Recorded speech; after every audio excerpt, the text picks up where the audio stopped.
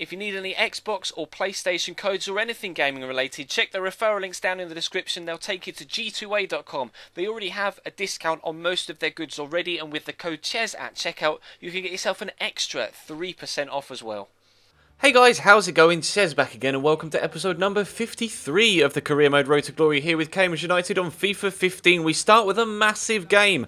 It's the home leg of, or the home fixture versus Peterborough United. Of course, we went to London Road earlier on in the season against our most fierce rivals and were able to get a last gasp 94th minute equaliser to get ourselves a 1-1 draw. Obviously, we would be hoping for better things to happen in this game, although we are still struggling with fitness. As you can see, Liam Hughes is having to start on the left-hand side, despite the fact that he is either a striker or a right mid. So we are still struggling with a few injuries, and we'll try our best, though, against Peterborough United. Obviously, like I say, fierce rivals. Cambridge's biggest rivals are Peterborough United, so this is a massive game, especially being at home at the Abbey as well. So I want to do as best I can in front of our home fans to give them something to cheer about, because nobody really got the bragging rights in the first game against them at the beginning of the season, and it would be nice to give the fans something here to take away. And we started off perfectly. Michael Woods breaking through with a great finish, firing it through the goalkeeper, just too much power behind it, and the Ginger Ninja himself makes it Cambridge 1, Peterborough 0 after just 15 minutes or so.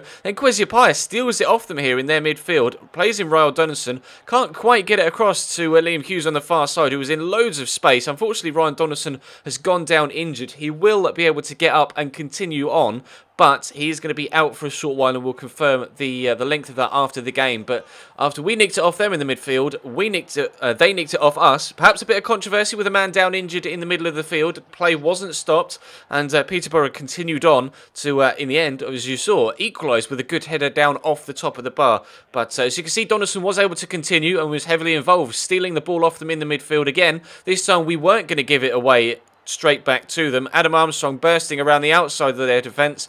Nice little ball inside to Kwesi Appiah. Great feet and top finish again through the goalkeeper. Really disappointing performance from their goalkeeper so far. Both of those goals he really should have done better with. But as you can see, into the second half now, and we're actually trying to put them under a bit of pressure at the back. They seem to be quite easy to nick the ball off in the midfield. They were quite lazy when it came to their actual ability to maintain possession, and it cost them.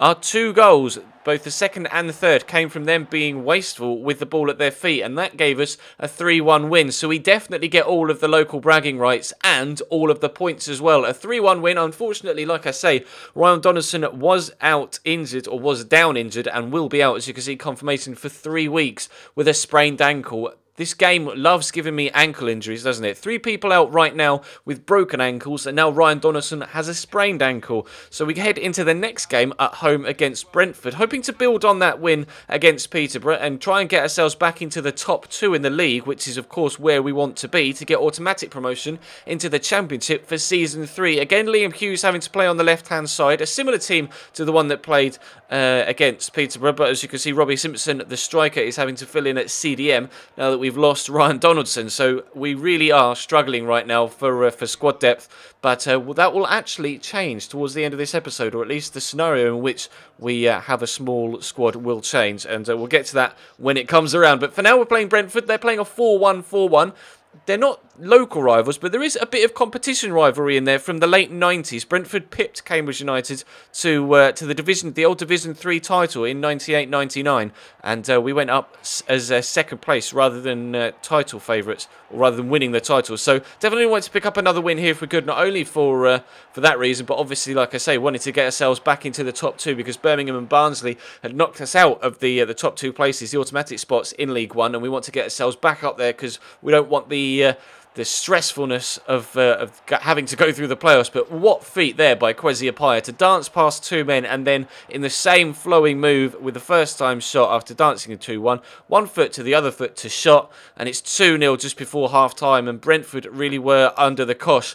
And things weren't going to get better for them. That was a really late challenge and a dangerous challenge by Tabar there. Obviously, Adam Armstrong was quite furious about it, as was the referee, giving the man a straight red card. Marcus Tabar gets himself sent off in the 42nd minute, and Brentford are not only 2-0 down, but a man down now as well. And we saw in the Johnson's Paint Trophy final of yesterday how that can change things in a game. Of course, if you missed that episode, there will be an annotation to it in the bottom left-hand side of your screen.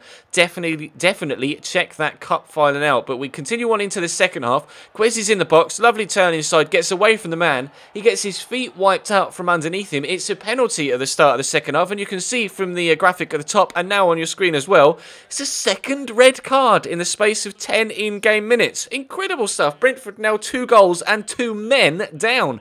It's 2-0 to Cambridge against 9-man Brentford. And here's something to really put a gloss on it. The man taking the penalty, Tom Elliott, is back from his ankle injuries. Recovered from his broken ankle, was able to come off the bench in this game and score as well. So delighted to welcome Tom Elliott back to the first team, and hopefully he can help us get over the line into the automatic promotion spaces to give us promotion into the Championship for Season 3. Confirmation of another 3-goal haul. This time we kept a clean sheet as well against 9-man Brentford to give ourselves 6 points from 6 so far, and now comes the tournament prize money from the FA Cup quarter-final where we beat Bournemouth. So we get £306,000 added to the transfer budget, and of course, considering we need to sign some free agents sooner rather than later to help bulk out the squad, it's all going to go into the wage budget, and it actually goes from £2,500 to almost £9,000. So that is either one extremely good player, or it's 2 or 3 players just to help bulk up the squad that we could either try and help improve in the third season or just sell on and use the profit to go towards new players in Season 3. But as you can see, we are now up into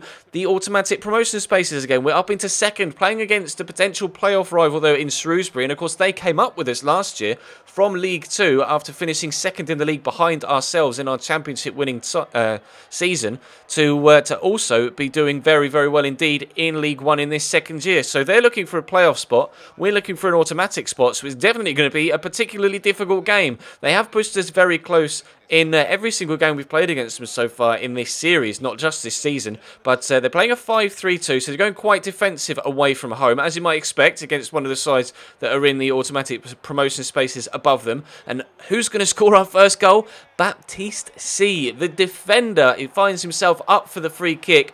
Rather than lofting it into the box, I decided to play it short. Turns out that was a fantastic decision, because the centre-back shows great feet to get around, a nice burst of pace, and a finish on the end of it as well. So it's Cambridge 1, Shrewsbury 0, and 15 minutes in, we're going to try and make it 2 if we can. Jenkins Chikoe trying to work the opportunity. Good feet by Adam Armstrong. Squeezes it in, unfortunately well saved by the goalkeeper. And then Tom Elliott, who gets his first start after coming back from injury. Unfortunately, perhaps a little bit match rusty with his technique there, and the ball flew well over the top of the box. But Weslowski dances inside the box, and a top finish as well at the near post. Perhaps Abogo should have saved that. Slightly disappointed, but nonetheless, we are going to actually have to take that on the chin, concede one, try and get ourselves back in front. But Shrewsbury, as you can see, are in our box again, looking for a winner of their own, trying to work an opportunity. Again, Wesolowski is the man involved. Great cross, and the man, Thiago, beats my defender at the back post, just has the run on him against Lanzoni. Fortunately for me, though, he wasn't able to get it into the back of the net, and it went high and wide and over the top of the bar. Tom Elliott shows great feet to get away from their defenders, though. Adam Armstrong's in behind. Similar scenario to which he scored his earlier goal in the episode, but unfortunately, their goalkeeper comes out with a top save, and they're going to try and catch me on the counter-attack. But similar to the game against Peterborough, we're going to nick it off them in the midfield. An intercepted pass there by Alan Saint-Maximin. Again, a great burst of pace from Tom Elliott. Turns inside, tries to finesse it, and that is an even better save this time around by the Shrewsbury goalkeeper. Phenomenal stuff from him, and that keeps us out, and we get a 1-1 draw